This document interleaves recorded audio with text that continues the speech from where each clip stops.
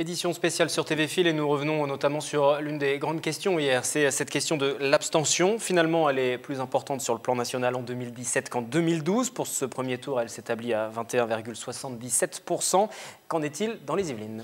Alors sur le département, situation inverse au plan national. L'abstention baisse par rapport à il y a 5 ans, 21,18% en 2012 contre 18,66% ce dimanche. C'est donc une baisse assez significative tout de même. Précisons que plus de 770 000 personnes au total se sont déplacées aux urnes pour ce premier tour de la présidentielle dans les Yvelines. Le département des Yvelines qui fait figure de bon élève en Ile-de-France, puisqu'en région parisienne, l'abstention dépasse légèrement les 20% pour s'établir à 20,11%. Les Yvelinois étaient donc nombreux à se mobiliser pour ce 23 avril. Écoutez ces quelques réactions que nous avions recueillies dimanche après-midi dans le parc des Sources de la Bièvre à Guyancourt.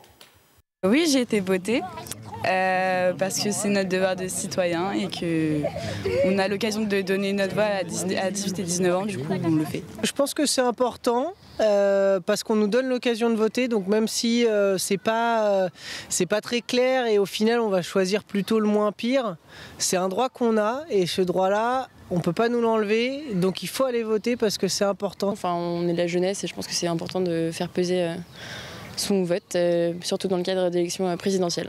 Franchement, je m'en fiche, mais mes parents m'ont un peu forcé à voter, sinon moi je voterais pas. Franchement, parce que je trouve que c'est nul en fait, voter ça sert à rien. Et puis j'ai pas l'intention de rester en France plus tard. Pour ma part, j'ai voté parce que je trouve que c'est important que chacun puisse exprimer ses opinions.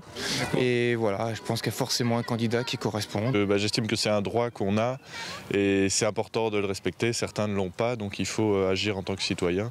Et surtout, c'est une élection plus qu'importante dans l'histoire de notre pays.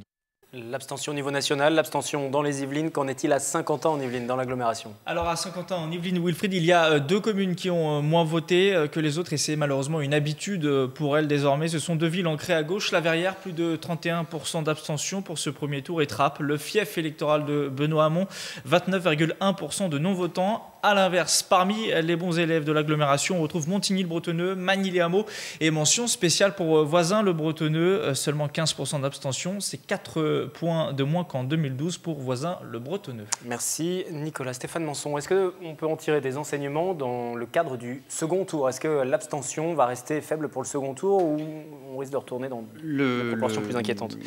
L'histoire montre que lorsque un premier tour est couronné d'une participation assez forte, comme c'est souvent le cas et comme ça a été le cas en dépit de ce qu'on avait pu envisager, eh bien, montre que le second tour suit cette même dynamique, en règle générale, à quelques déciles près. Il y avait une crainte pour le premier tour sur la participation, sur un taux élevé d'abstention. Finalement, les Français ont décidé de se mobiliser, d'aller aux urnes. Qu'est-ce qui a pu, comme ça, les décider? Parce qu'il y avait aussi beaucoup d'indécis.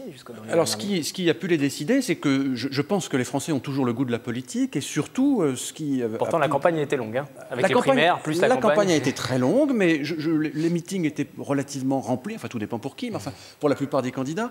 Je pense que ce qu'on peut en conclure, c'est qu'il y avait quand même un enjeu ici. Il y avait un enjeu peut-être comme il n'y a jamais eu jusqu'à présent, avec 4 candidats qui se tenaient par la barbichette les uns par rapport aux autres. Il y avait un véritable enjeu avec une cristallisation, comme on dit, qui est intervenue de manière très tardive, pas avant les 3 semaines à 15 jours qui ont précédé le scrutin.